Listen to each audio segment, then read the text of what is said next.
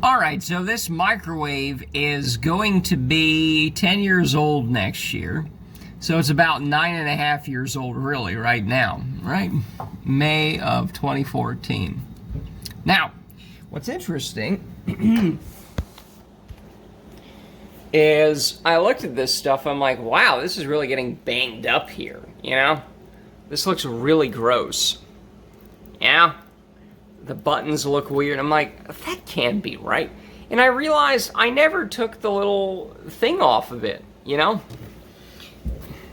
Hi there, I'm right over here. I never took the little wrapper off, right? So, let's see if that makes an improvement.